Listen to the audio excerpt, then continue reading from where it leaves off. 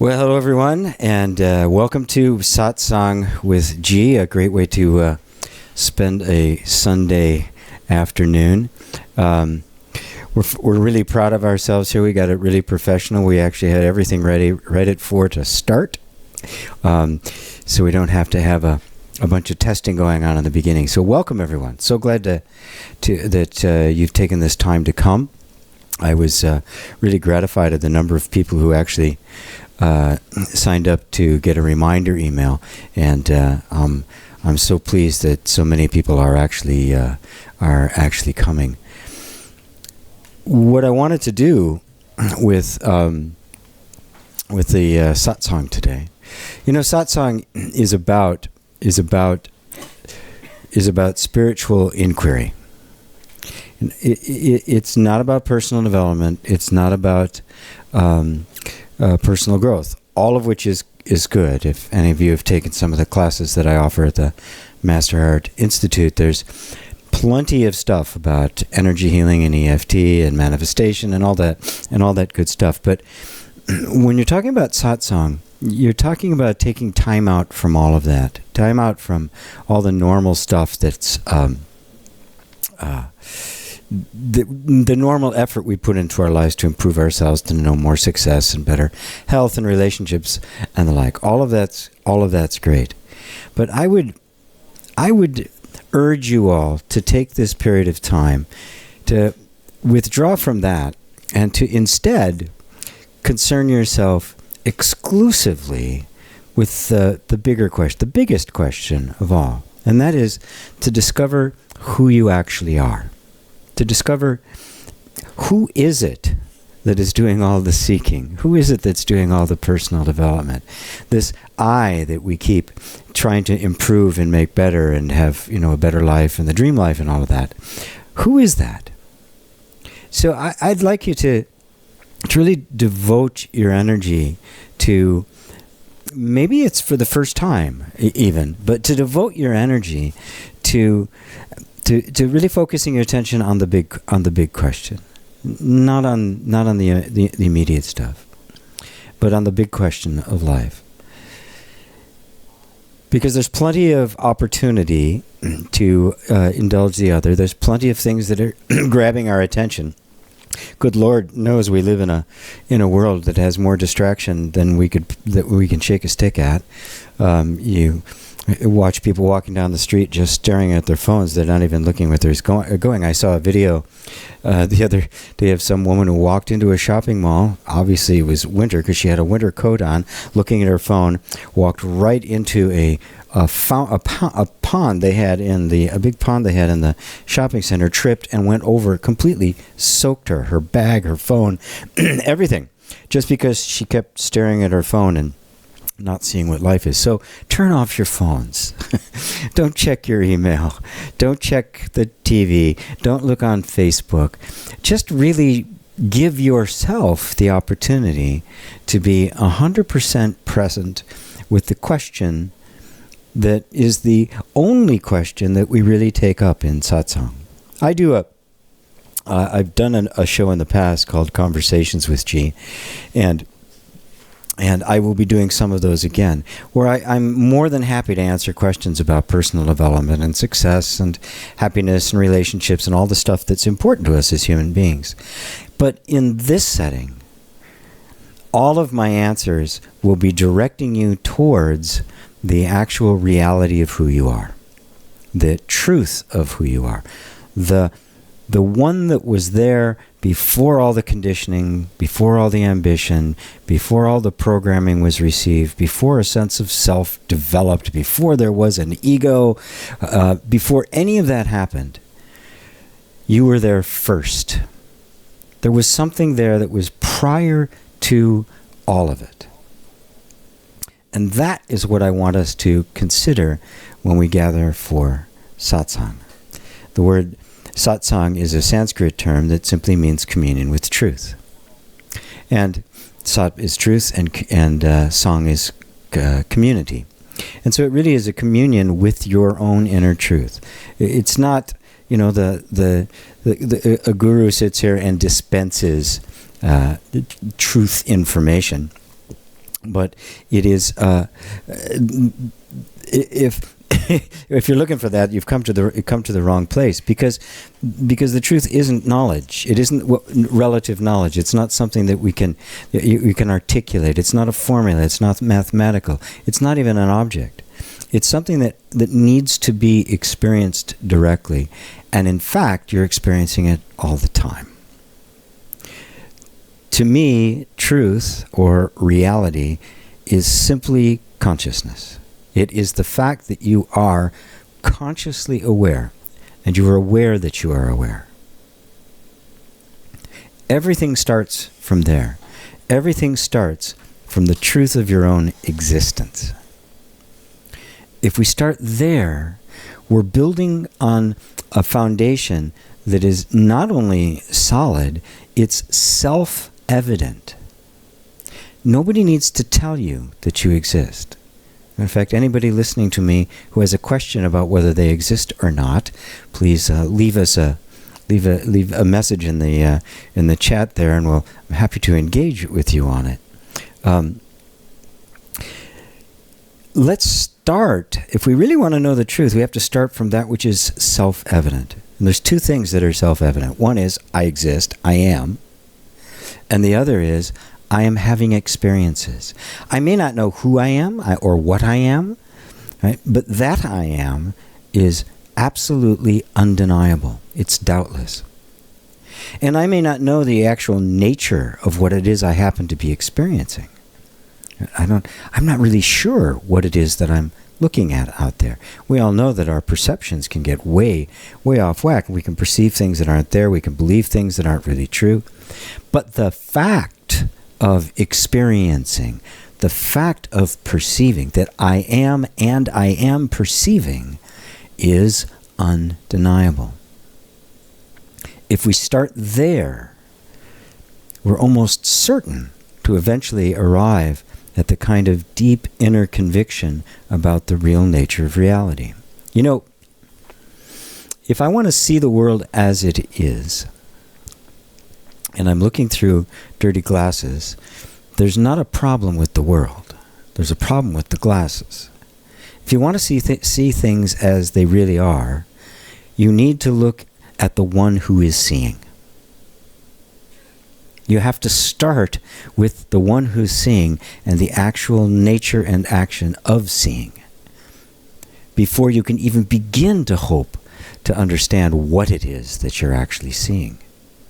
This is so crucial to get, because on the spiritual journey, for most people, and as far as I'm concerned, everybody's on the spiritual journey. They may think they're searching for success or wealth, relationships or health or power or whatever, or fame or recognition. May think that that's what they're after. But what we're really all after is a sense of contentment and peace that doesn't go away. We've all been conditioned and educated to look for it outside of ourselves, to seek it in objects, in states of mind, states of consciousness, or experiences, to seek it in relationships, to seek it in substances, to seek it in objects, possessions. We've all been taught to seek outside of ourselves something to fill up a kind of a sense of something missing that we all feel. And been convinced that it's out there somewhere. The spiritual journey, while it's happening the whole time, the moment you become conscious of the spiritual journey, that you are on the spiritual journey, is the first time that premise, that assumption that I'm looking for something out there to satisfy me gets questioned. The first time there's an inkling that maybe the reason I haven't been able to satisfy it is because there's nothing out there that will satisfy it. C.S. Lewis, the fellow who wrote the Chronicles of Narnia, a brilliant writer and a great Christian, made the comment. He said, if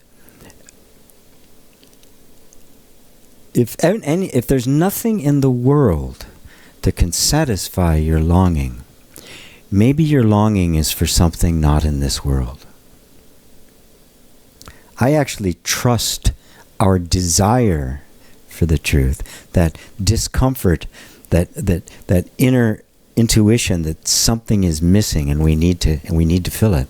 I trust that way more than all of the solutions that have been presented about it. Where do we find it? Is it even possible? Is there such a thing as perpetual happiness? Now, we've all been taught that perpetual happiness is having enough of everything so that you don't have to worry about your survival anymore. It's about having a really high quality relationship, about, having your health and looking good and having a lot of money in the bank and the like. But anybody who's lived for more than 15 minutes knows that all of that stuff comes and goes.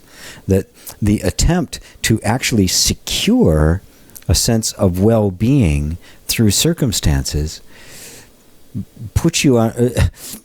completely destroys happiness, oftentimes health. It's destroying the world. It makes for dictatorships and fundamentalists, and all this attempt to control the environment so I feel safe and sound and everything is the way I think it should be is, insanity. There simply isn't enough power or energy in the world to be able to control circumstances to the degree that we could maintain a sense of equanimity, peace, and happiness for a sustained period of time. There simply isn't enough. It can't happen. The only way it could even come close is that everybody has to think, act, behave, and look exactly the same, which would be the most.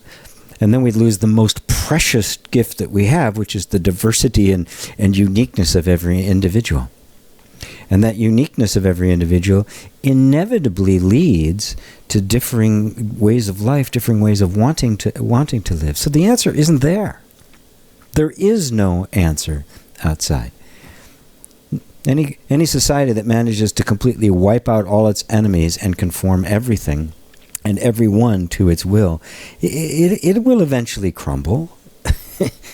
Even if we all got along and wanted to do it willingly, eventually life will move on and some new idea is going to pop up and some other point of view is going to take the stage. It's not out there to be had. And to become spiritual means that finally you turn your attention inward. If there is a source of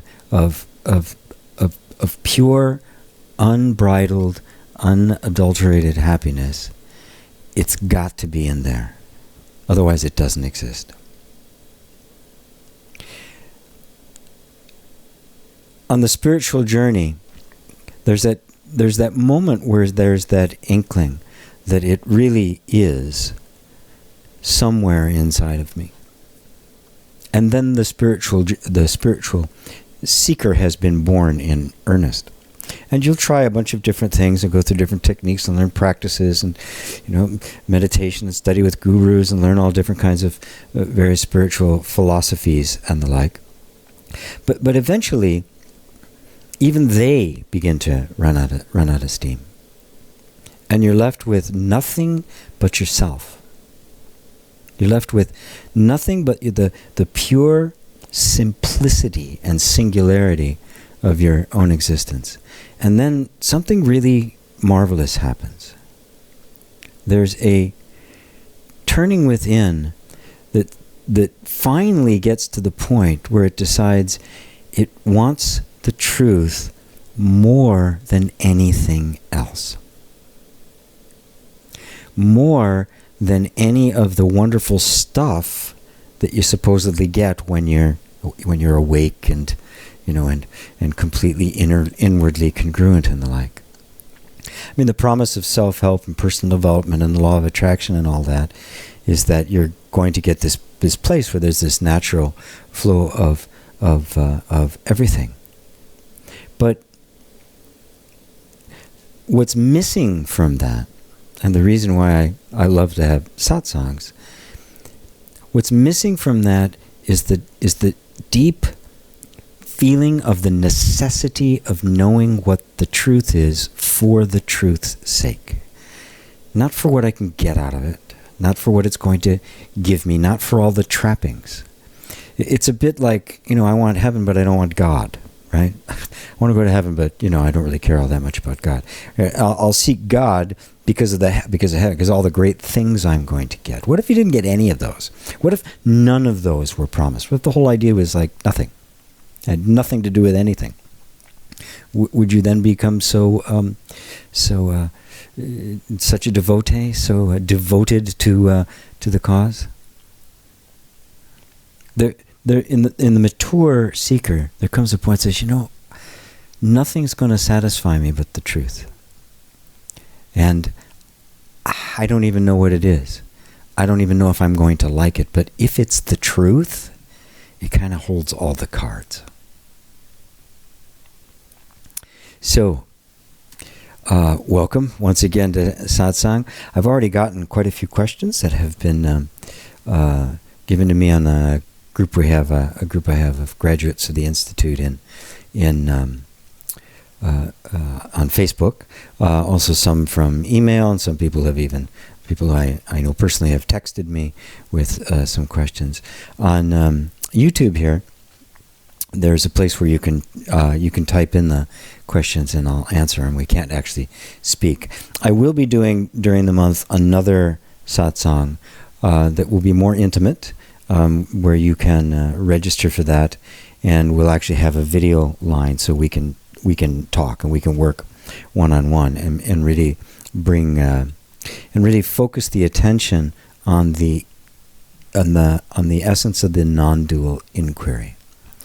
And the non-dual inquiry is just a beautiful, simple way of breaking down our assumptions and coming to the self-evident truth that is at the heart of your being. Because if the truth is really the truth, and it really isn't out there, it's got to be right in the center of our own being.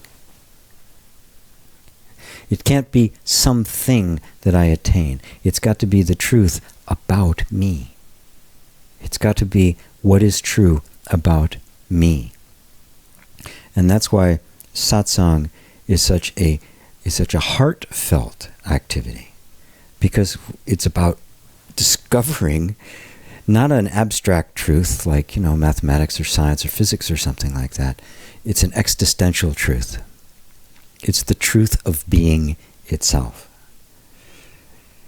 So, my good friend and right-hand man and compatriot Evan is going to, he's got the console for me today, and is going to hand me off some questions. First he has to unmute his mic, and I'm going to sip a little of my yerba mate.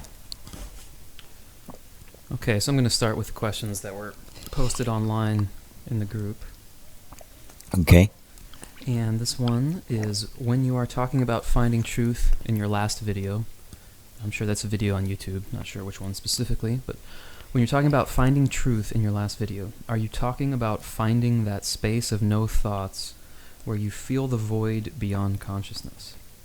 I can feel that void more often, but somehow I cannot stay there very long. I feel uncomfortable, scared, a sense that I am nothing.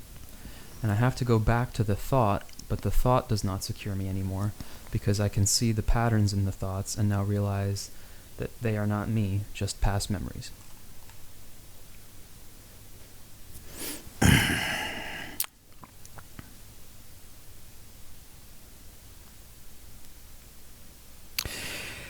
How did he put it? Because he can't hold on to it? Is that what the words he used?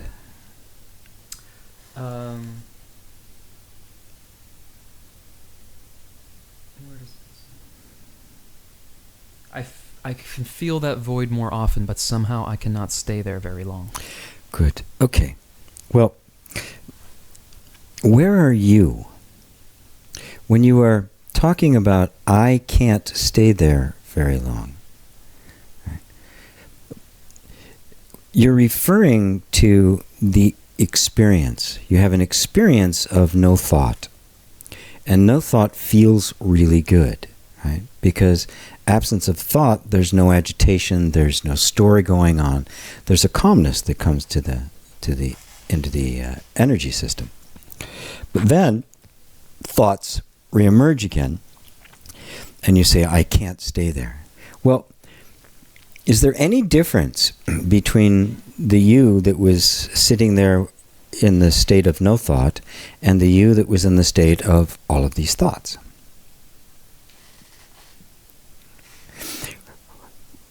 The you is the same, right? The one that's having an experience, whether the experience be total bliss and ananda and freedom and joy, or if it's grief and sorrow and disillusionment and disappointment, is the one having the experience the same or not? You see, the tendency in of human beings is to seek experiences that are pleasant. It's perfectly natural for the human being to do.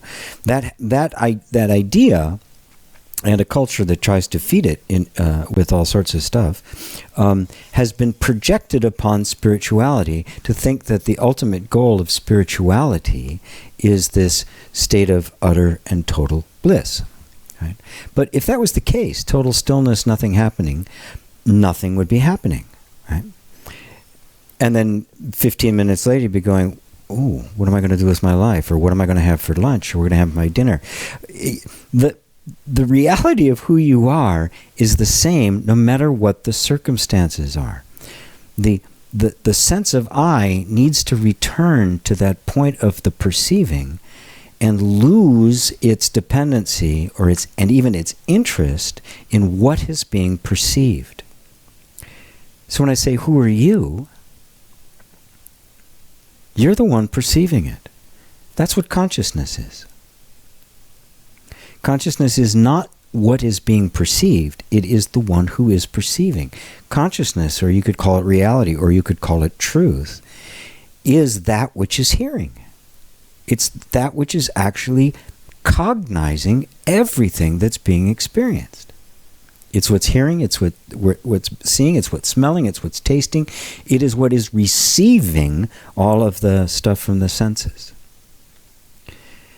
The sense of identity arises, which is a very constricted, right, narrow, bounded sense of identity. It's still consciousness, right? There's still consciousness in the center of it, but now there's this whole line of thoughts. I like this. I don't like this. I resist this. I allow this. I love having this blissful state of no thought. I can't sustain it. I don't, which means I don't like these thoughts, right? These thoughts over here. That sense of I that's rising up to say, no, I don't like that. Is that who you are? Or is that something else that's just being perceived?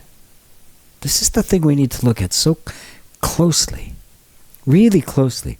We've just assumed that voice in our head that says, I don't like that, I prefer this over here, I don't want to have that I is the I that's you.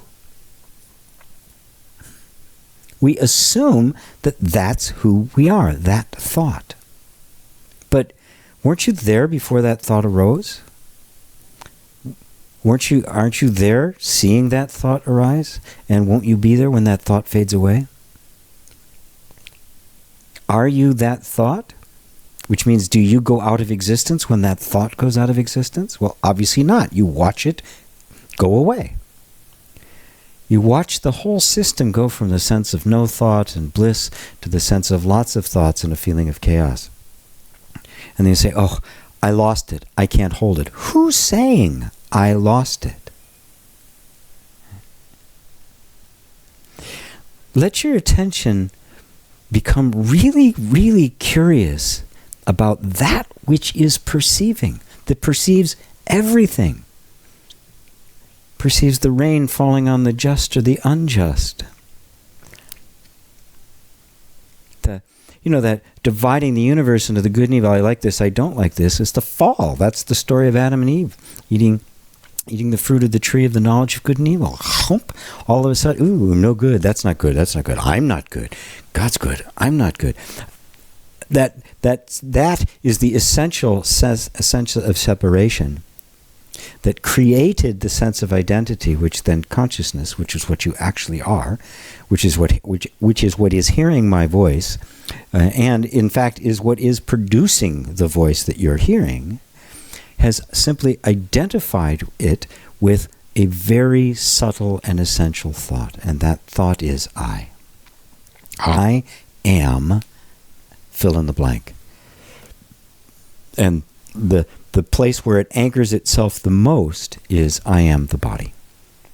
And so who I am are all these characteristics of the body. But if that was the case, your body changes. Every single cell in your body it turns over every 7 years.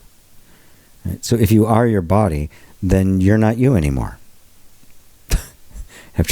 On your 7th birthday, you were somebody else. And then again, and then again, and then again, and then again.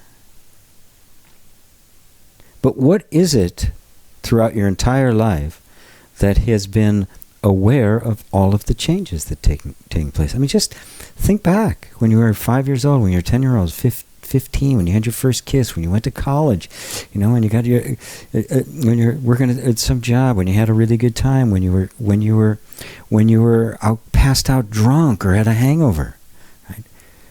The experience is all very, very different, but was the act of experiencing different at all?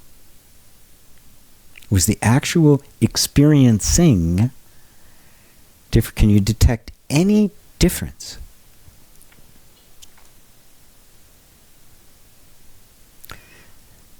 The reason this becomes difficult is because we have all been conditioned to think of ourselves as the body. That is, I am an object. Now, the human mind can only deal in objects. That's all it does. The human mind is this remarkable instrument that is capable of taking pictures of things, making symbolic references to things, and then manipulating those symbols. It's like a camera that also tells the story, right? So it stores a bunch of information, right? And this is really actually interesting. The neuroscience has shown that we don't actually remember events. We remember little snippets here and there, little feelings and things, and that at the moment we want a memory, the brain literally constructs a memory. That's right. It didn't actually happen that way.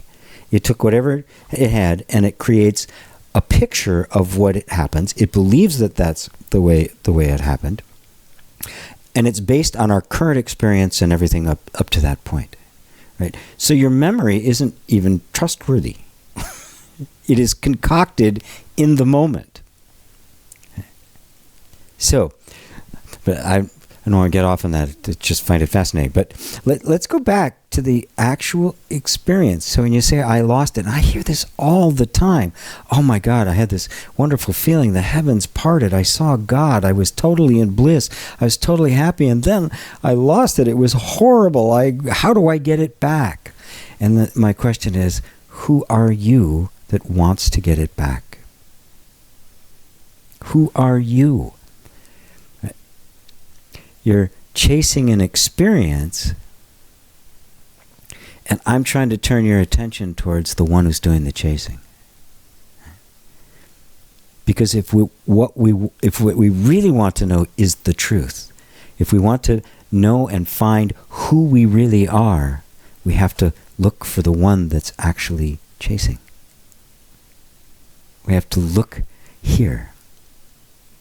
As St. Francis of Assisi said, which is my favorite quote, you hear me quote it quite a bit because it's so powerful. He said, that which you're looking for is where you are looking from. The place that you're looking from is you. What else could it be? Is there another you somewhere that's looking around the corners, or checking up on you? If so, then that would be you. Right? You're the one doing the perceiving. That's the only place you could possibly be. That's the only place you ever are. That is the here and the now.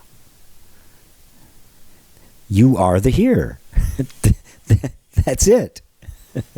There's everything else is a projection of that sense of being, that sense of self, outside of itself on a world out there. And mistaking the emotional reactions to the environment for the actual state of pure stillness that is behind it all, underlying the whole thing, and permeates the entirety of experience. The ananda, the bliss of enlightenment that is talked about, is not the kind of giddy happiness that we know of as human beings. That's all really good, falling in love or getting a present, getting a new car, getting all these things. The emotional stuff, but the ananda, that happiness that is eternal, is just absolute stillness. It's like an ocean without a wave, and then the waves can come. The happiness that we might feel, or the joy, or the grief, or the sorrow, or the broken heart, or the falling in love, those are the waves on the ocean. They're still made of the ocean. It's all ocean. It's all the ocean's doing. It's the character and attribute and being of the ocean. But the ocean is so much bigger and so much more vast than just the waves that are happening. And yet, you, being the ocean, have identified yourself with the wave. You're not the wave. You're the ocean. If you bring that sense of I back to that which is perceiving, the question about staying there won't even arise anymore, because you've never left. You've just been seduced into looking for it somewhere other than where it really was. And once again, all you've done is project the sense of being that you have all the time, right? Just try not to be for a minute. Do your best. See if you can stop being. Right? It's just, you are. Can't help it. There's no way out of it. And that sense of existence is simply projected by consciousness onto an object which itself has been created by consciousness. That's the funny part about it. Whatever we believe to be true manifests in the world as if it's true. Right? And so it seems to be very confusing, and then the world appears to be something other than my own creation, the creation of consciousness itself. Constantly bring the attention back to that sense of where you're looking from. That's what Christ meant when he said, I go unto my Father. It's what Ramana Maharshi meant when he said, go back the way you came. Just your attention stops wandering outward and completes the journey back home. At which point, you're quite free to come and go as you please. You can go out, come back, because you now know where home is again. You'll never get lost out there. You won't have to be the prodigal son. So I hope that covers that question. I think we have some more coming up. Evan's going to give me another one. And if you're listening, that one came in through the group. If you are listening, by all means, please type something into the chat and let me know if I covered it for you. And anybody else out there who wants to type something in the chat, some idea or some question that has been sparked by the conversation so far. And the next question is, why do we always have desire for things that are forbidden?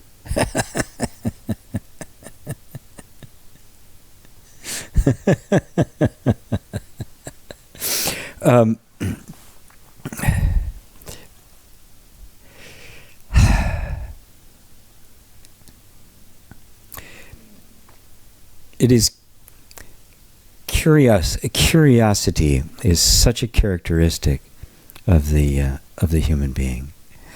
And frankly, I think deep down inside, there is within all of us a rebellion against anything that tells me I'm not free.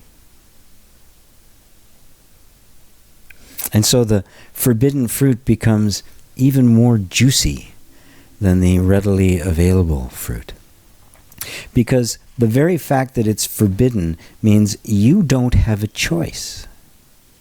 You're not allowed to decide whether you want. You have just been robbed of the experience of life.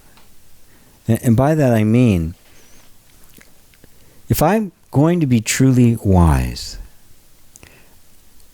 and not a bureaucrat, I have to experience life directly for myself. You can tell a child all day long, don't touch the hot stove. You may even be able to beat them into submission or intimidate them to the degree that they're afraid to touch the hot stove. But all they have to do is do it themselves once. And the full meaning of a hot stove is crystal clear for the rest of their life. The only way we acquire wisdom is through experience. Compassion is awakened within an individual by their own experience of suffering, especially when either through ignorance or through stupidity or through selfishness, you cause somebody else harm, irreversible harm. And then you realize that you actually see the fruit of your actions, the consequences of your action. And you recognize, oh my God, not only did I do that, not only did I cause that level of suffering, but I can't undo it. There is a depth of wisdom and a depth of humanity that enters the heart at a time like that. When you experience something when you experience a permanent loss yourself, an irrecoverable loss, they call it grief. When you experience the loss you have imposed on somebody else that is irreversible, when you really see it, it's called remorse. Because you can't undo it. It's from it is from there that the true wisdom of compassion emerges. When we recognize everybody feels that level of pain. Everybody feels it. That there really are things in life that are irrecoverable. And there's no way to get around it. So to create this idea of forbidden fruit, you shouldn't do that, is to rob humanity of the wisdom that knows why somebody would say that.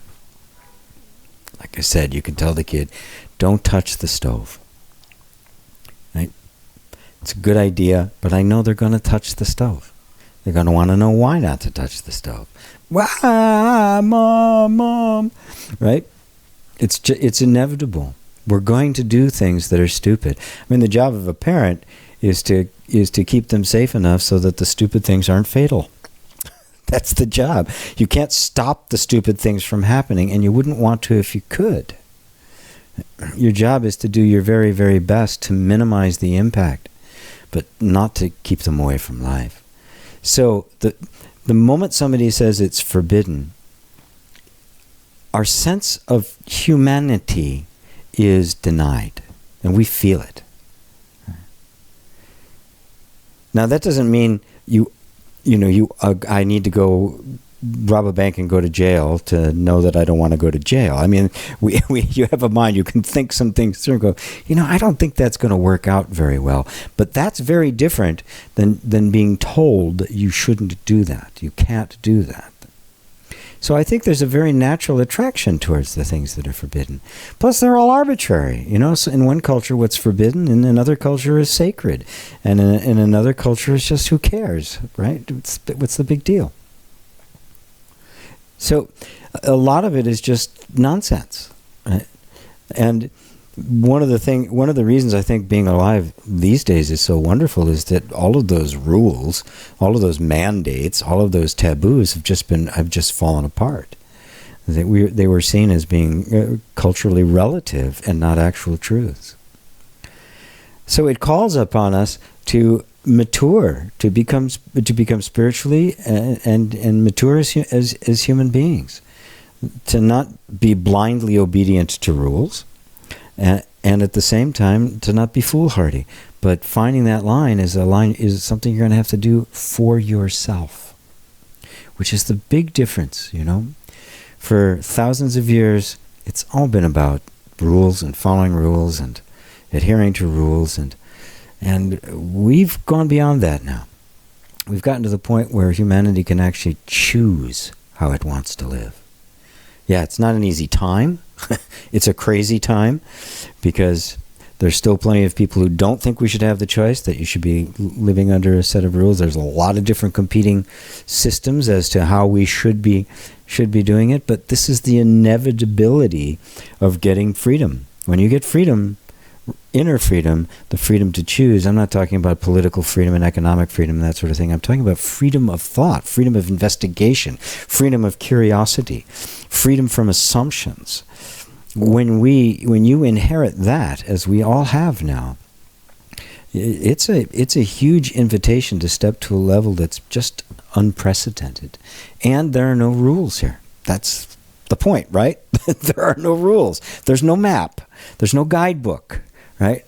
You're kind of feeling it along for yourself. You're having to work it out as you go. And your honest assessment, your honesty with how the experience actually affects you, affects your heart, affects your sense of goodness, is the measure.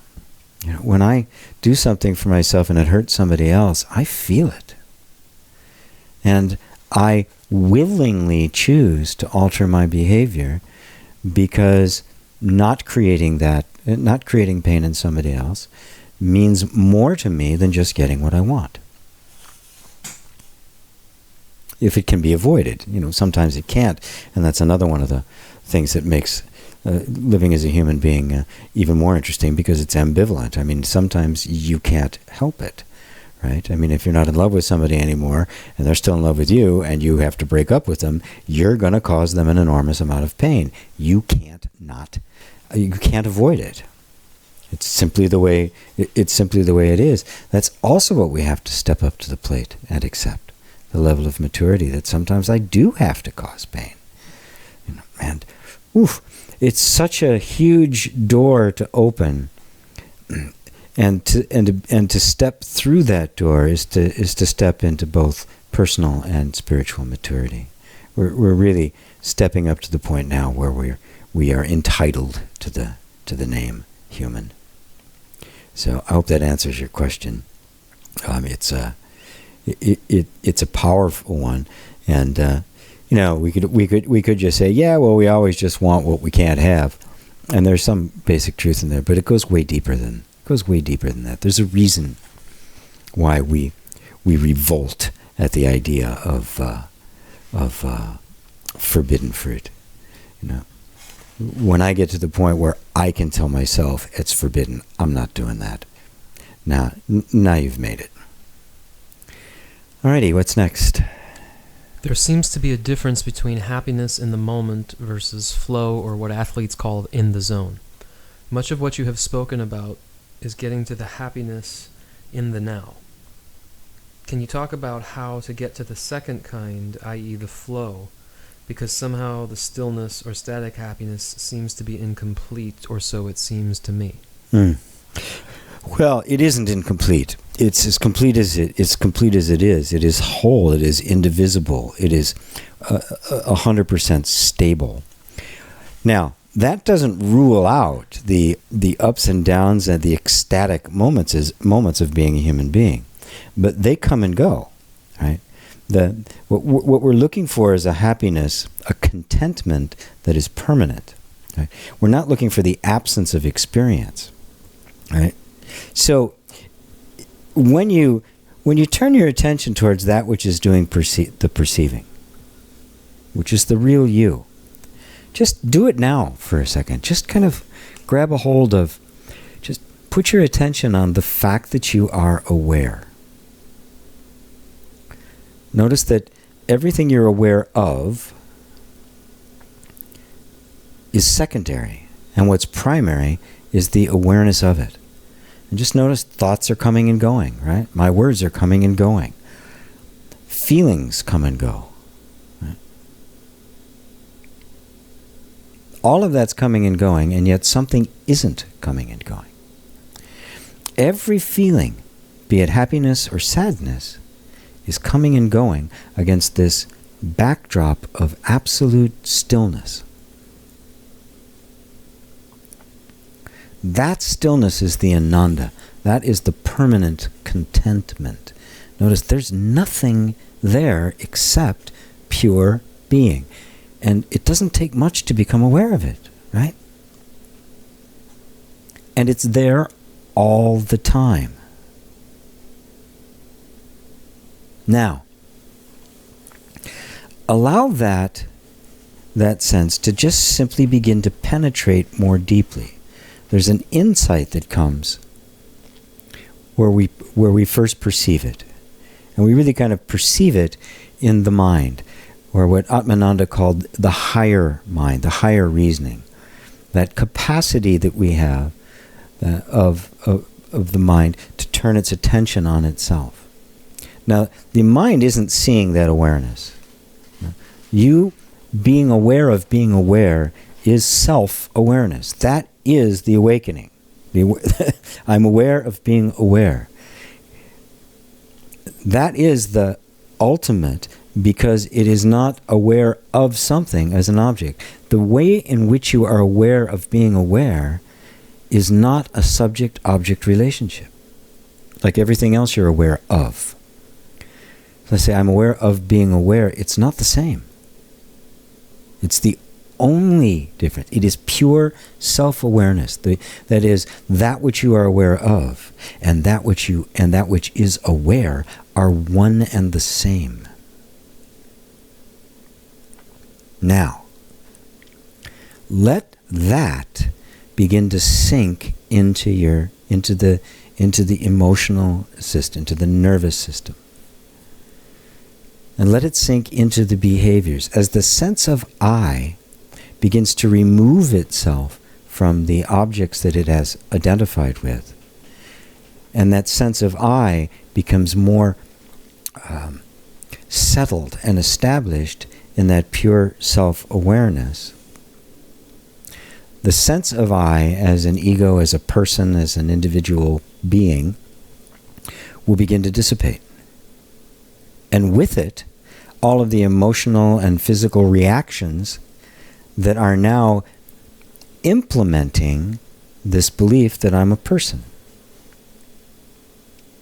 Now, it is the limited sense of self that seeks to be in the flow all the time. Notice that that the feeling that I want to be in the flow and I want to know, or in the zone, I want to know that consistently, is coming from a place of lack. Right? It's coming from the assumption that I'm not enough as I am where I am.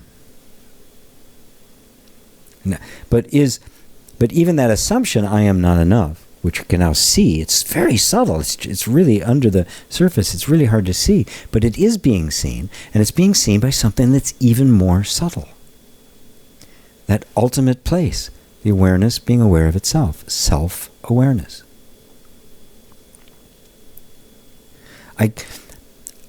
I know the question is trying to improve how one interacts with life, but the only way I can do that is to bring you back to who it is that's actually having the life. Or better put, bring you back to the you that is life itself. You don't have a life, you are life. You are life itself. Everything emanates from that point of awareness. Without that awareness, you're nothing, right? It's useless to talk about experience without the awareness of the experience. Without that pure consciousness, experience doesn't happen. It doesn't exist. So, to approach this spiritually, deeply, existentially, we need to become more interested in the awareness than we are of the quality or quantity of the experience. This is how desire becomes more desirous of the truth than it is of a particular quality of life. Now that's hard for a lot of people to hear because they want a life improved. And again, there's nothing wrong with it. I teach lots and lots of courses. Most of the courses I teach are about improving the life. There's all sorts of ways to go about doing it, but it's not the ultimate. As a matter of fact, I just recently replaced the logo for Master Heart Institute, and I added a bridge to it. The Master Heart Institute with a little bridge above it. You may have seen that logo. It's on the banner of the classroom. It's beginning to appear on more and more of the stuff. And I did that on purpose because that's what we're doing. That's what I'm doing.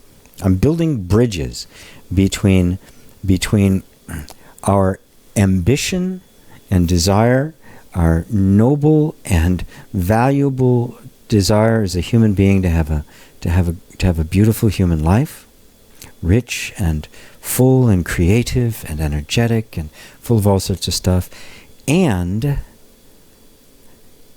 discovering the essence of who you are. When I say all the desire returns to wanting to know the truth, the mind hears that as, oh, I've got to give all this stuff up. I got to give up all my things. I'm going to have to just go become a monk somewhere and take a vow of celibacy and a vow of poverty. I never said that, and it's bullshit.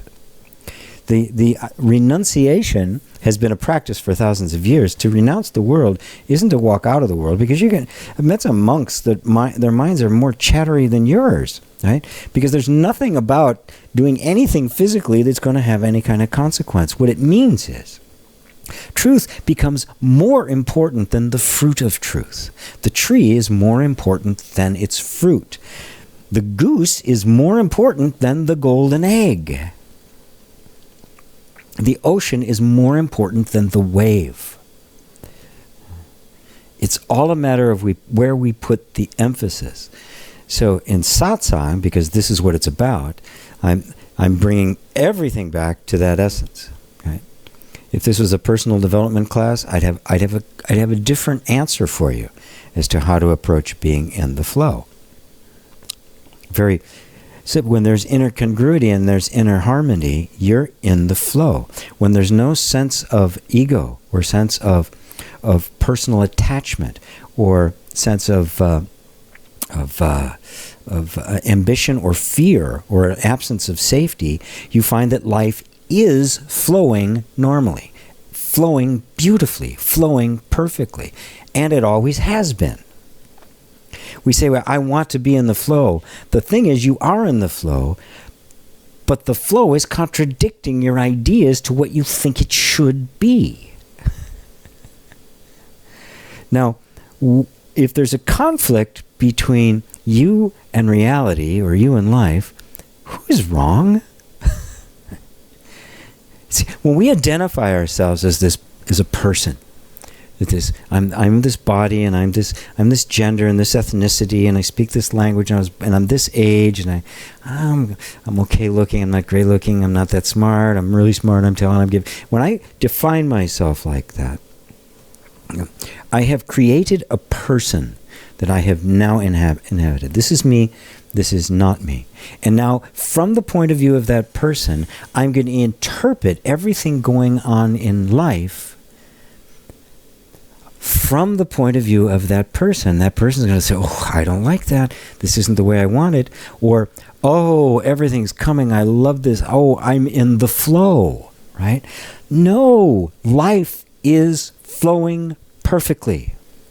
The problem isn't life. The problem is our sense of who we think we are that is passing judgment on life.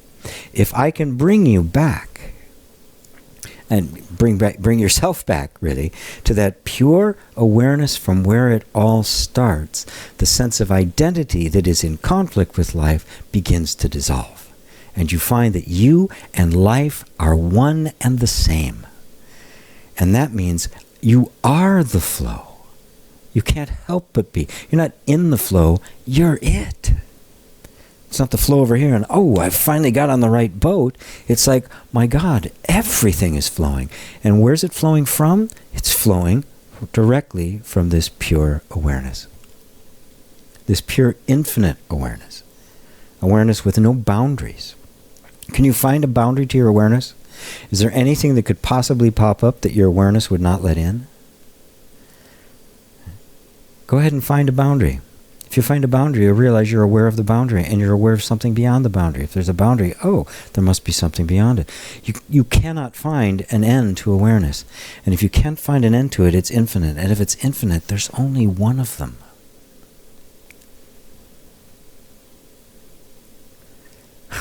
This awareness that you are is the same awareness that I am. And the same awareness that your dog is, and an ant, and your friends. It's the same awareness. The awareness that's speaking to you right now is the same awareness that's hearing it. And that very same awareness is expressing itself in an infinite variety of ways. The ocean produces waves. It's the nature of the ocean to do it.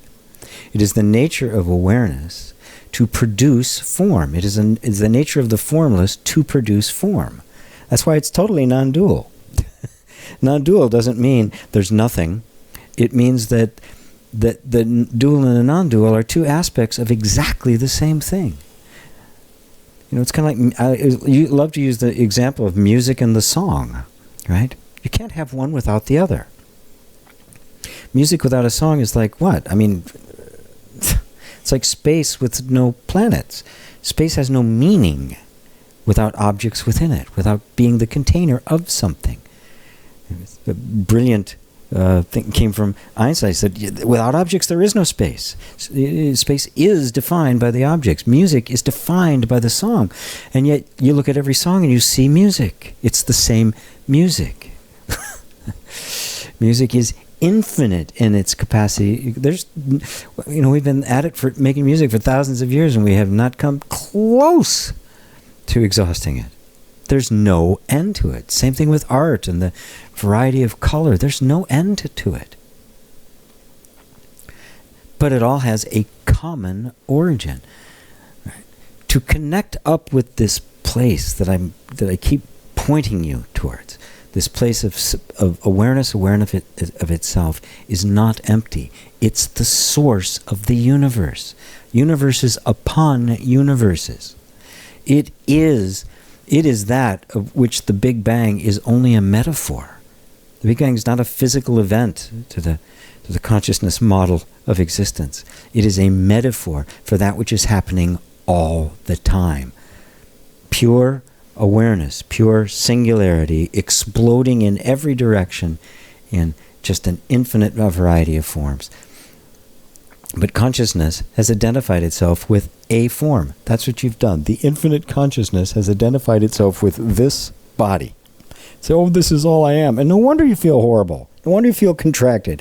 No wonder you feel small. No wonder you feel afraid. I want to flow with life. I want to flow with life. Step out of the costume. Step out of the box. There's no box. There's no person. You're not that. You are not the body. You are the awareness of the body. The body is simply something that has appeared in the awareness. You're not even a consciousness in a body. Just look. Look for yourself. Doesn't everything you experience, including this body, appear in your consciousness?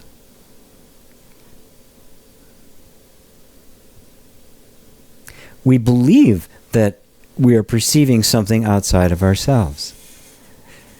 I was 17 years old when it dawned on me that that wasn't true.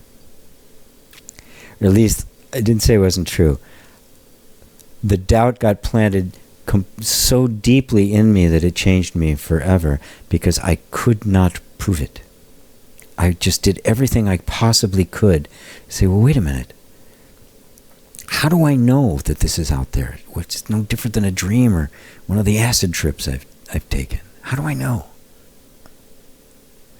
And I realized, examining it from every which way, that I didn't.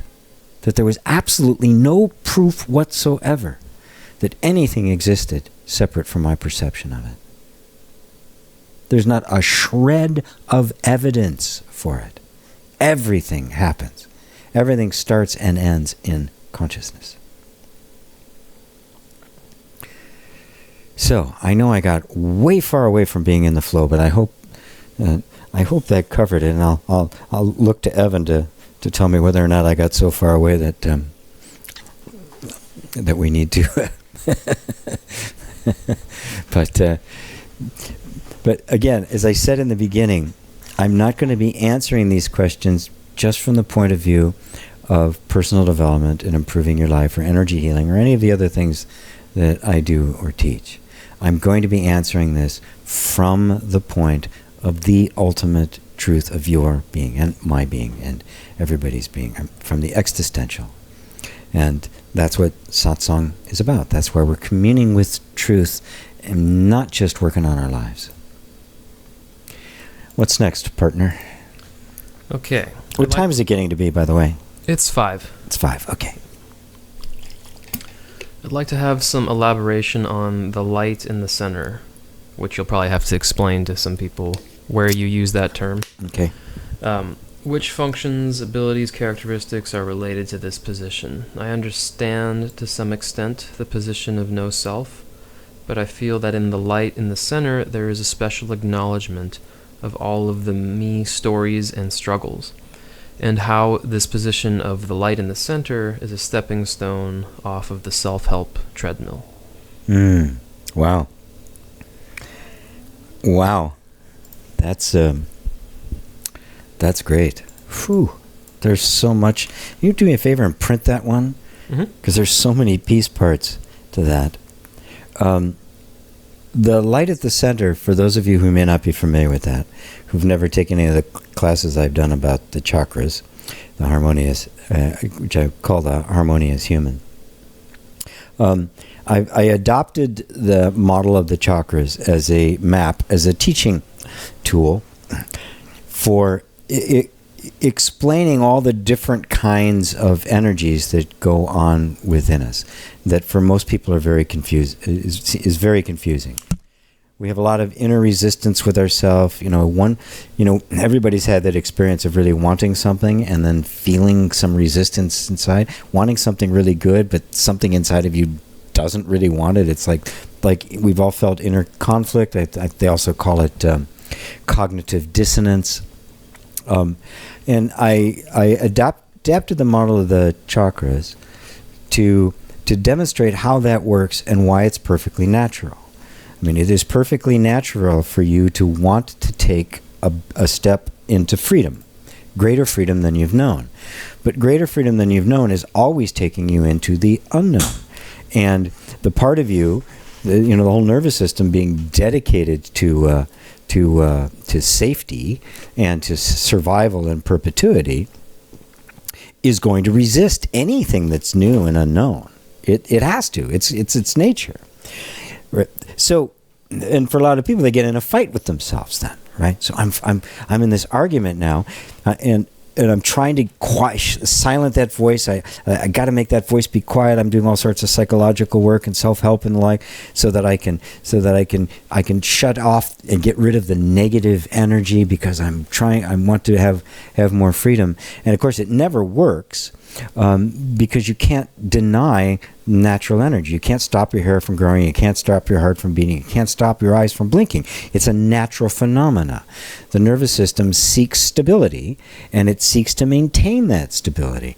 So when you come along and say, I want freedom, that is destabilizing, and it's going to resist it. If you understand that, if you understand that there are different aspects that are naturally contrasting and conflicting with one another, you become the master of that scene, and you are able to reconcile with all of the different energies within you. And now you become like an artist. You have all of this energy available to you. You haven't shut any of it out. That's why I call the process inner reconciliation, for those of you who aren't familiar with it. But it's a way of understanding the inner territory, that there's a part of you that only cares about safety. And I mean only cares about safety. If it's safe, it's good. It doesn't care about happiness and joy and romance or any of that stuff. It only cares about being safe. There's another part of you that only cares about having fun. It doesn't care about consequences. Doesn't even care if it's safe or not. Just wants to do it. Granted, in most of us, that part has been shut down, because the drive for safety is very tribal. It's very primitive. It's in every culture. It's in every family, right? We also have a part of us that I call the storyteller, which is this part that's very creative, makes up all sorts of stories, but it also concocts and believes its own stories. That the storyteller is our sense of identity. That's the false self. That's where it came from. There's another part of us that is I call the peacemaker, which is the heart. It's altruism. It's the part of us we all have just love giving gifts, even anonymously. Sometimes even love it more anonymously. Just this idea of wanting to give with no strings attached just feels so good. There's another part I call the creator, which is just your expressing of yourself in the world. The energy that wants to make things and express itself, and everything expresses. I'm not just talking words. Right? Talking about the way you dress, the people you hang out with, the kind of everything expresses you. That is the creator of yourself in the world. There's another aspect of you that is a visionary, that can just see things that haven't happened yet. I mean, look around. Everything sitting in the room you're in right now was made by somebody who had a vision for something. I think I can make, right? And we've all had it. We've all had that kind of that creative, wow, wouldn't it be cool if... Sometimes it gets shut down and we don't follow up on it. Sometimes we do and make stuff happen. Every impulse to make something new, all the arts, of course, but also to have a business, to help somebody with something, to come up with a new way of doing things, to straighten your closet. It's a vision of what it might look like. Notice that comes from somewhere, and it's really inherent in us. And then finally, there's the sage, which is our innate love of divinity. It's the sage that is really interested in what's happening right here at Satsang. Those are the 7 chakras, which I call the harmonious human, right? And so that map is a beautiful way for really allowing yourself to feel fully every bit of feeling and energy that's available to the human being. When most of the time they're all shut down, and I don't let myself feel that, and I'm not going to feel that, or I think, oh, I'm not much of a visionary, I don't really have much to say, or that's too selfish, I can't just do that for myself. There's this, you've all felt it, this argument, this inner argument that's going on all the time. The whole point of inner reconciliation is to end that inner conflict, is to end those arguments, and we understand the beauty and purpose and necessity of each one of these. And then what happens is gets me finally to the question, that light at the center. And as I said before, and I said it more in more non-dual terms, behind everything of which you are aware is the awareness itself. When as you begin to accept the part of you that only cares about safety, the part of you that's a total nymph, that just wants pleasure, you begin to accept all these parts. You begin to realize that there's something that's looking at all these different piece parts of the energy system. In that particular model, the harmonious human, I refer to that as the light at the center.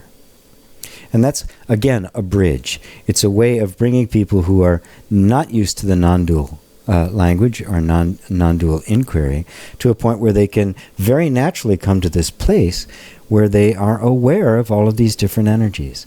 The moment you get there, and you're no longer highly identified with one or highly resistant to one of them, you become capable of managing all of them. Now you're an artist that has all the colors available to it, not just a couple. Now you can mix and match them, and all sorts of nuance and subtlety and stuff. It'd be you can make a masterpiece because now you have the whole palette available to you. If you don't have the whole palette, but that light at the center is that. Now, what was the other part of that question? There's a couple other parts. Well, first one was what functions, abilities, characteristics are related to this position? What functions, abilities, characteristics? None. And all.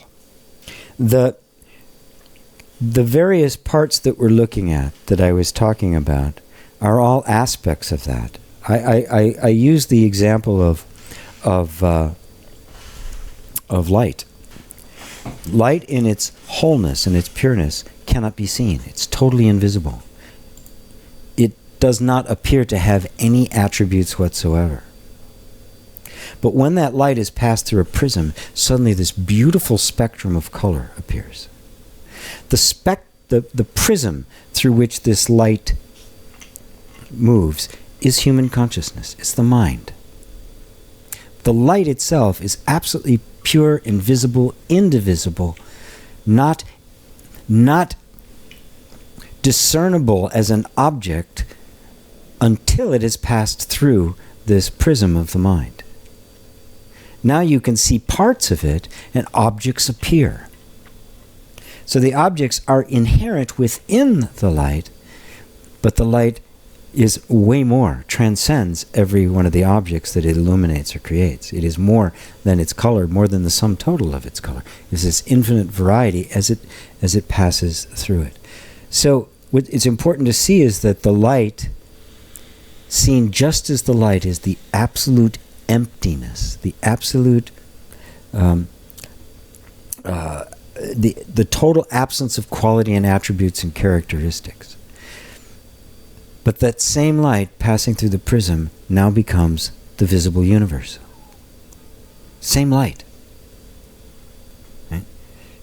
I love to use the metaphor. You look up at the night sky on a clear night, on a full moon, and the moon's just so bright it's illuminating the earth. It's just this huge, beautiful white ball, and all around it, darkness. Well, yes, there's darkness all around the moon, but there's more light around the moon than there's actually shining on the moon. You just can't see it. Look at the night sky where there doesn't appear to be any light, and then you look at the moon. There's orders of magnitude more light that's not being reflected than that which is. It's there. It's just not being seen. This is the nature. How it's seen is how it is reflected. And so this light at the center is the storyteller. It is the peacemaker. It is the visionary. It's all the same light. It's all that unity and oneness. And when the sense of identity moves out of the storyteller, which is this imaginary person that we've created, out of necessity, by the way, it's also part of the natural functioning of consciousness, and returns back to that light at the center, we have begun the journey inward. We've taken a step on the bridge that moves us back from the variety of experience to the invisible essence of all experience, which is what pure awareness is. And so that model is one way in which I can do that, especially for people who have absolutely no prior knowledge or experience with the non-dual inquiry. It becomes really self-evident, right? It is self-evident, right? If I'm seeing something, there must be something seeing it. If I can hold anything I can hold in my view, obviously I'm not that. I'm looking at that. Right? So it is a mistake to identify with anything that I see. So there's some more to that, yeah? Yes.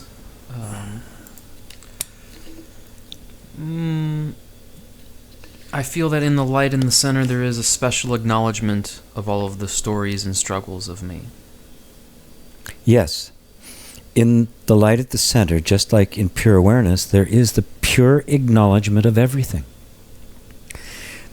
Just notice, are you not aware of the joys in your life and the grief in your life? Is the awareness that lets in both more aware of one than of another? See, to awareness, there's no preference. It does not say, oh, this is no good, this is good, I want more of that. Awareness is just aware. That's your nature. That light at the center is just you. It lets everything in. The sense of self arises to say, I prefer that over that. But that sense of self isn't you. That is more stuff of which you are simply aware. That is the storyteller. That's the storyteller mind. We call it the ego, the false self, the imaginary self. Not the true self or the no self, which is in that question as well. I'll get to that in a minute. So, yes. I mean, another way you could speak of it as the light at the center is pure love. And I don't mean love of a particular object, like I really love you or I don't love you. Pure love, pure accepting of everything exactly the way it is, without prejudice, without preference, without denial. And just look closely, because it's your experience. Right? I mean, you can't. By the time something has happened and you are resisting it, it's already in. If awareness hadn't let it in the first place, the resistance to it couldn't even arise. The awareness has already let it in. That pure awareness is totally open. It's like your eye. If the light strikes your eye, it's getting in. Your eye has no preference for what it sees. Later it does. We look, oh, we'll wince, or we'll go, oh, wow. Or we'll, whatever. It's, oh my God, not them again. All of that process is after the fact. The eye is totally neutral, totally empty, totally open and spacious. That's the nature of awareness.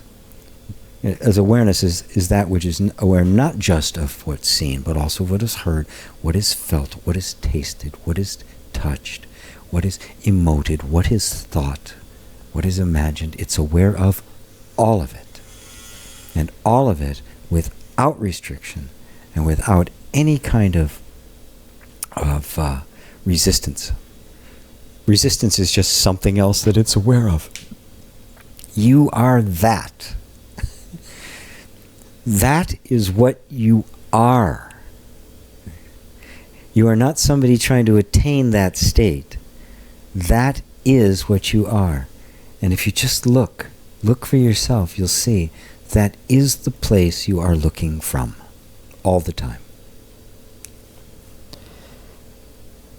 What else? How is that position of the light at the center a stepping stone off of the self-help treadmill? Well, I love this question. When you see that the self you've been trying to help doesn't actually exist except as a thought, and the real self, which is pure awareness, needs no help, you've not only stepped off the treadmill, you've turned it off, folded it up, and put it in the closet. There's no one left to help. Now that doesn't mean that we become indifferent or cold or we don't progress.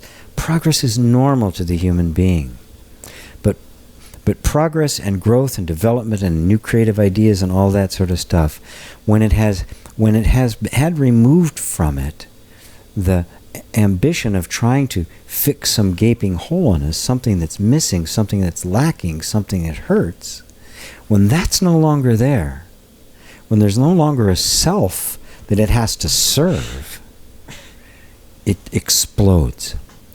The big paradox is that when you recognize that you are that awareness and you are not who you thought you were, that person you thought you were doesn't even exist, the individual you becomes amplified. There's more of you. It actually becomes freer, bigger, more beautiful. It becomes more feminine or more masculine, depending on what the case is. It becomes more creative or more precise. I mean, it literally liberates the individual. Because and this is a big misunderstanding in non-dual in the non-dual realm. Oh, it's all, there's no self, it's all emptiness, it's all nothingness. I am this nothing, I'm just pure awareness. Yes, and that pure awareness produces by its very nature an infinite number of forms, each one infinite in its nature. Each one a work of total beauty and art. And so that also gets liberated. And so you're not just the universal, you're also the particular. And this is where it really becomes not two, non-dual, Advaita, not two. The universal expresses itself as the particular. The infinite expresses itself as the individual. You behold eternity in a minute. You behold infinity in a flower. Because that's its nature. The nature of the individual is the infinite. That's the Buddha nature. And so those individual characteristics that you so identified as yourself, you see aren't you. But what happens then is those individual characteristics become more refined, more beautiful, more individual, more distinct. It literally gets amplified. So non-duality is not a cold journey into this empty space of just sitting around chanting Om and eating tofu. It liberates human life. Pure awareness doesn't need liberating. Humanity needs liberating. It needs liberating from the belief that it is merely a form. So, read that again just so I make sure I got it, because I think I did. The whole question, or? No, just that one sentence that I just did. How is this position of the light in the center a stepping stone off of the self-help treadmill? Right, yeah. That's how you get off the self-help treadmill. Because the only thing that inhibits you is the belief that you're a person. That's it. That you believe that this form, which is a manifestation of the infinite, is all you are. And you're not. You are the infinite playing as the form. Your nature is still the infinite one. You are the word Buddha is really beautiful. It means the awakened one. Not just one who has awakened. It means the awakened one. The only one there's ever been.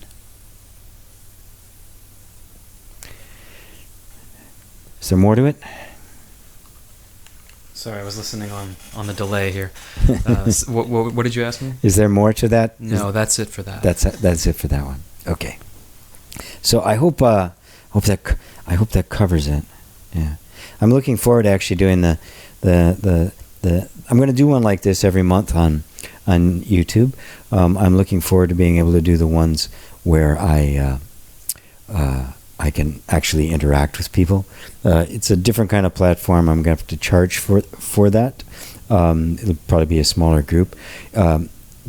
if for any reason you can't afford whatever it is, I think it's gonna be like $25 for it.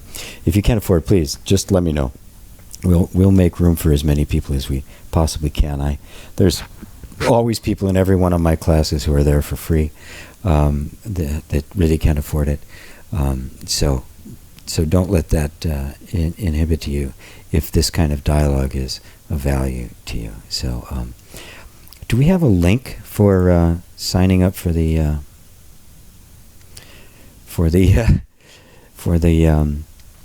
other satsang? No, we'll post that on the video replay. We'll post that on the video. Okay, very good.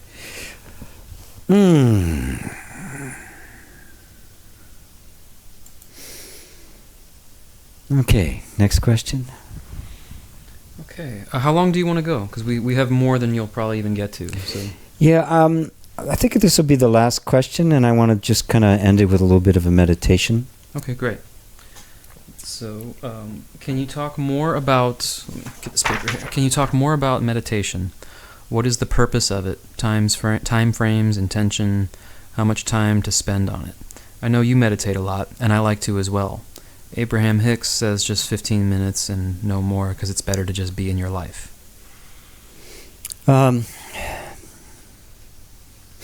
purpose of meditation is to provide a space in which you can do what we've been doing. And that is putting your attention on that which is aware.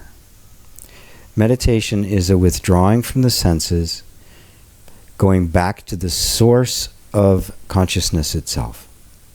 Going back to that place prior to beliefs, prior to conditioning, prior to anything. In Zen Buddhism, the highest form of meditation is called shikantaza. And it's a beautiful word. It means just sit. To just sit with no intention, not even the intention to be enlightened. To simply sit and be present with whatever is there. To allow it to be there. I call it the yoga of allowing. To just watch the reactions, watch the responses, watch everything. I'm bored. Watch the activities of the mind and not get swept away in them. That's meditation. I mean, I know that Abraham Hicks teaches about meditation, but for them, creating good thoughts is the most important thing to do because their object is not the same. Its object is not discovery of the self. It is to empower you to have all of the things that you want. It is not to discover who you actually are. And so they would say, meditate for 15 minutes a day, that's enough. But their meditation is a withdrawing to a place where you're not really thinking about anything. You go to an intentionless place. On that, I would totally agree. I agree on all of it. If you're on the self-help route, if you're trying to manifest things, it's not the non-dual search for the self. And so meditation is used in a lot of different ways. I've been in meditation in yoga classes, or studied different kinds. There's a koan meditation in Zen. There's meditation for stress relief. There's meditation for manifestation. People have taken meditation and adopted it to a lot of things. The purpose of meditation, when you are talking in terms of the discovery of the self, is to turn the attention towards that which is aware. To withdraw your attention from that which you are aware of and bring it back to that which is aware. And in the process of doing that, you begin to break down the identity. All the things that you think you are, you realize are qualities that you are aware of. So any quality I've identified with, the very fact that I can see it as a quality, as a distinct object that is perceivable, means I am prior to it. So I'm not that. Boom. I've just dropped another aspect of identity. That is meditation. Now, asked about time frames and how long you should spend doing it. Yeah, I mean, if you don't do it at all, please 5 minutes, okay? I mean, for a lot of people, it's very difficult to do. Because we have, especially these days, because our minds are so very, very busy. They're just constantly active. I mean, there's this idea that the more information I process, the better, that multitasking is good. There's this constant distraction, as if there's something really valuable around the next corner in my email or text or Facebook or Twitter, right? There isn't. The most valuable thing there is you. And so, if you can just, for a moment, give yourself an opportunity to just check in with how you're feeling, that's a start. That's where I start with the inner reconciliation courses and allowing. We just start with feeling. Just if you're in the middle of something, you're feeling all stressed out, or you're working really hard, you're multitasking. If you can just stop for 1 second and check in, and just for a second, let yourself feel what you're feeling, rather than immediately moving on to the next thing. If you're feeling stressed, go, wow, I'm really feeling stressed, feeling all this energy in my body, and just be present with it for just a second. If you can do that, that is a meditation. You have withdrawn and become the observer for just a moment. And it has a powerful effect, because when your attention goes back to the center, goes back to that light, goes back to that awareness, that the peace and the natural stillness of the awareness just immediately begins to penetrate the environment. And of course, that's what we're seeking. We are hoping that one of these things that we've got going on is going to be the magic bullet, and our life is going to get happy from that time on. I mean, that's what we're doing, right? Of course, it never works. It's perpetual, and it just keeps feeding itself. It's a vicious cycle. So, just to connect up for a moment to that place of stillness, even when you don't feel still, when everything in your body is just going nuts, the very fact of just becoming for one moment the observer of it, a message goes out. You have returned to the Father. You have returned to the Source. Now, don't think you do that and suddenly everything is going to become calm. It may, but it may not. Right? But the fact that you have done that, right, don't worry about the effect that it has on the environment. We meditate for the truth, not for the result of the truth. We meditate because we want to know who we are. We want to remember who we are, not so we can fix our lives. It's a very different motivation. Genuine spirituality is seeking the truth for truth's sake. I mean, you don't hear that very often, but that's the case. The truth for truth's sake. Why am I seeking it? Because it's the truth. And, the truth holds all the cards. It's the truth, for crying out loud. And the truth is changeless. The truth is infinite. The truth is true everywhere for all time. It is truth because it is changeless in its nature. And that is, of course, what we seek. That we naturally seek for that. We have just misplaced our seeking, looking for the changeless in the constantly changing. But if you look at that which is looking, you find you already are the changeless one. So let's do a quick meditation here before we let this go for tonight. Everybody just close your eyes for a minute. And just be aware of being aware. It's not hard. Right? I mean, if I ask you, do you exist? You'll answer yes quite quickly. But to answer that question, where did you look? What is it that tells you you exist? How do you know? It's just this, I just know. It's not knowledge I arrived at. I just know.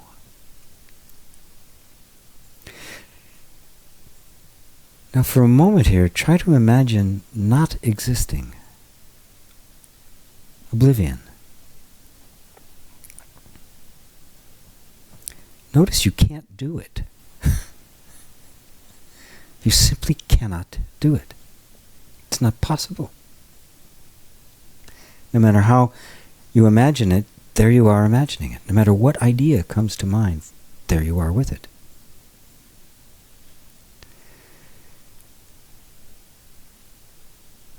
Now just let yourself appreciate the wonder of being. There was no mandate that you exist.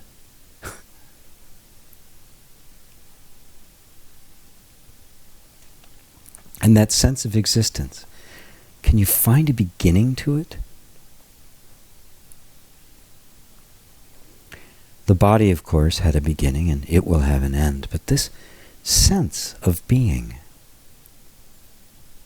does it feel like it had a beginning? Does it feel like it started at some point? Some cosmic event cranked up the machine and suddenly you exist, sense of existence appears? Does it feel like it, I mean, how could it end? Where's the end to it? What is it that it could end? If it was something, an object, yeah, it could end. But it's not an object. It's just being itself. Can being become not being? Can truth become false? Can reality become unreality?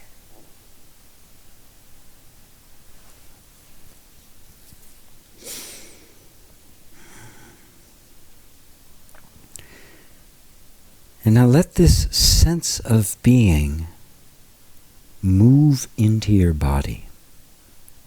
This picture, this sense you have, this indescribable, intuitive sense that I am. Let it move into the body. Imagine it like a beautiful liquid. It's just permeating every last bit of the energy system, the nervous system. Every cell is just marinating in this I amness.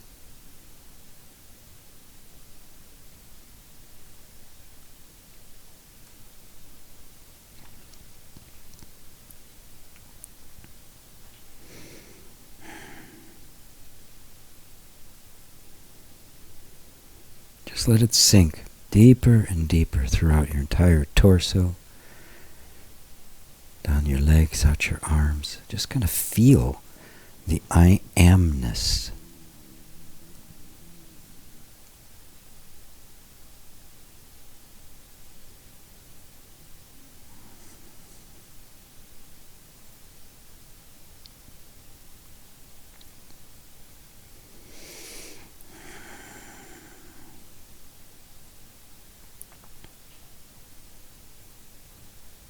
We just don't want to know this like it's an idea. We want to feel it as our being. We want to act it out. We want it to be motivating and governing our actions. I want to be the truth on all levels. Not just know it, but be it. And it is what I am. It is what you are.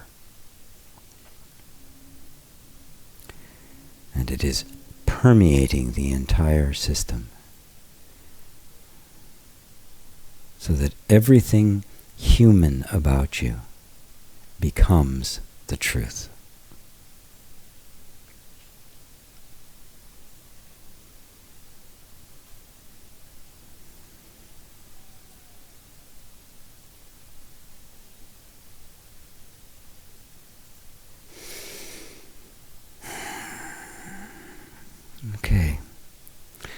Take a breath. Take a nice deep breath.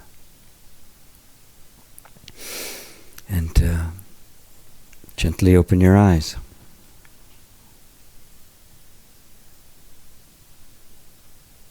I want to thank you all for joining me on this first of the monthly open forum live streamed Satsang with G.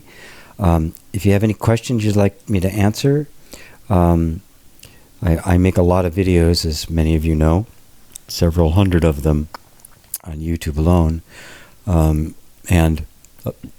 excuse me, and a lot of the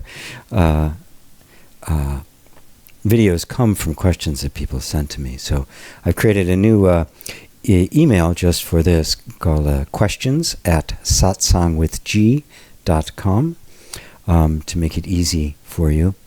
And we'll let everybody know about the more private satsangs that I'll be doing as well, plus a whole bunch of classes on all sorts of different subjects at Master Heart Institute. You can go there, masterheartinstitute.com, to find out more about all the classes and the like that we have to offer. So again, thank you all for being here very, very much. It's always, this is the most important thing to me. It is the thing that I do this because I love it. And it means a great deal to me that so many people are truly open and desirous to know the truth as it really, really is, and to step off the self-help treadmill. So again, thank you all for being here. Hey, the link is actually ready. I did it while you were doing the meditation. So. Oh, okay. So the date, correct me if this is wrong, GP, is going to be Tuesday, January 31st. And the link to register for that is just gpwalsh.com/January, all lowercase. So gpwalsh.com/January. And I typed that into the chat. So very good. There it is, gpwalsh.com/January to register, which will be the last Tuesday, I think, of the month. Yeah, it's the last day of the month. Yeah. That's about the way we will be doing it, because we got a whole bunch of new things that are coming out. I've got new meditations, we've got new clearing, all sorts of new stuff happening. But the pinnacle of it, and the one that I think is the most important, the one that everything else is a bridge to, is this satsang. So thank you all. I love you all. Until next time, namaste.